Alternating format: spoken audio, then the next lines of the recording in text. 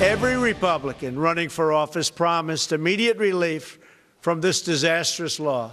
We as a party must fulfill that solemn promise to the voters of this country to repeal and replace what they've been saying for the last 7 years. The Senate bill protects coverage for pre-existing conditions, and you don't hear this from the Democrats. They like to tell you just the opposite, and they didn't even know the bill.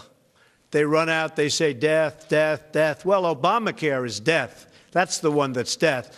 Obamacare has broken our health care system. It's broken. It's collapsing. It's gone. And now it is up to us to get great health care for the American people. All right, that was the president earlier today explaining why Republicans must do something, keep their promise, repeal, replace Obamacare. Here with reaction, former White House press secretary, Fox News contributor Ari Fleischer, and Salem radio nationally syndicated host Larry Elder. Ari, I'll go with you, and I'll start with you. I like that the president was back on message today, and I like that the message was really geared in a pretty aggressive way to Republicans. And I really believe after watching Jared Kushner today, this is all going to go away. Now Republicans got to do their job.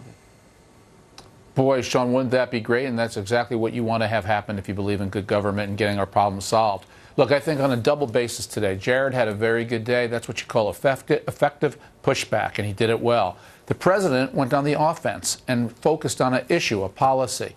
And I hope that's the beginning of something new for this White House, a relentless policy focus driven by the president. But one last point.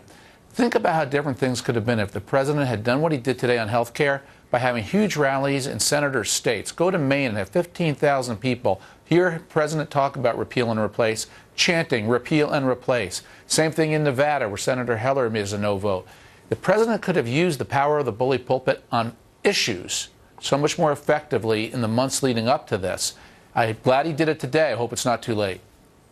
All right, Larry Elder, let's go to, I think the White House strategy is certainly they're more aggressive. We're talking about Sebastian Gorka. Kellyanne this weekend was amazing. Anthony Scaramucci is taking it to the media. And Scaramucci said one other thing that I think if this president is ever going to be successful, the leaks in the White House, and then I'd argue the deep state, there's been like 150 of those almost daily.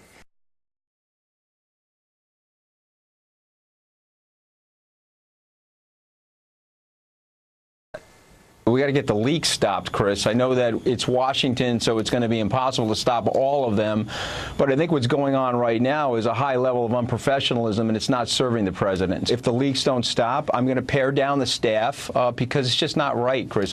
He will fire them all, but I think even more dangerous to the president are deep state leaks from our intelligence community that have almost been daily. Well, it's a huge problem. You know, Sean, for the last 7 years, what the Republicans should have done is spent money on public service announcements, explaining the problems of Obamacare, talking about free markets, talking about the fact that doctors are artificially limited, the number of doctors because of the American Medical Association, talk about the tax breaks that corporations get that individuals don't get, talk about the failure to provide health insurance across state lines, make the case for why we ought to have limited government and why we ought to have free markets in health care. We have not done that. When you have Senator John Cornyn, for crying out loud, saying, let's keep the portions of Obamacare that we like, such as preventing insurance carriers from denying people with pre-existing conditions, you've turned the concept of insurance on its head. It's no longer insurance. It's now a trust fund. And the only issue now is who's going to pay for it and how much. That's where we are right now. And I'll start with Ari. Ari, should the Republicans who control all these committees, when you see real collusion with Ukraine, and then you've got a real Russia conspiracy with Uranium One, should those committees, if we believe in equal justice under the law and fundamental fairness, should they be bringing those people involved into these committees? Absolutely. You know, there is a role for government investigative committees, but I want it to be secondary. I think the Republicans' strongest hand is policy. Donald Trump and Republicans were elected to build a wall, to repeal and replace Obamacare, to fix the economy, to increase wages, particularly for blue-collar struggling Americans. If they do that, the sky is the limit for Donald Trump and the Republicans. what I think Donald Trump is doing is talking about the hypocrisy and the selective outrage. That's what's going on here. Why are we talking about Chinagate? In the mid-'90s, for crying out loud, you had these Asian business persons making illegal contributions to the DNC. The head of the FBI, Louis Freeh, said, if there's any reason for a special counsel, it is now. His successor said the same thing, and Janet Reno refused to do it. This is why a lot of Republicans are simply PO'd and circle the wagons around Donald Trump and don't care about all this nonsense about collusion because they realize the double standard and the hypocrisy and the selective outrage. But if we're going to have, if it's good for the goose, it's good for the gander. I think a lot of people feel that way, but good advice from both of you. Thanks for being with us. All right, when we come back, we have a brand new report tonight about campaign foreign donations, raising a lot of questions. And how did the Clintons make so much money from foreign governments? Peter Schweitzer has an exclusive report tonight on Hannity and also tonight. The record and documents I have voluntarily provided will show that all of my actions were proper and occurred in the normal course of events of a very unique campaign.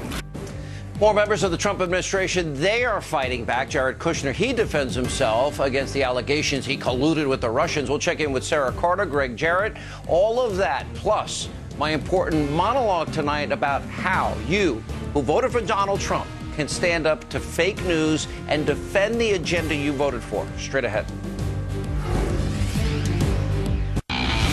My life of crime is over. Who told you that? I know how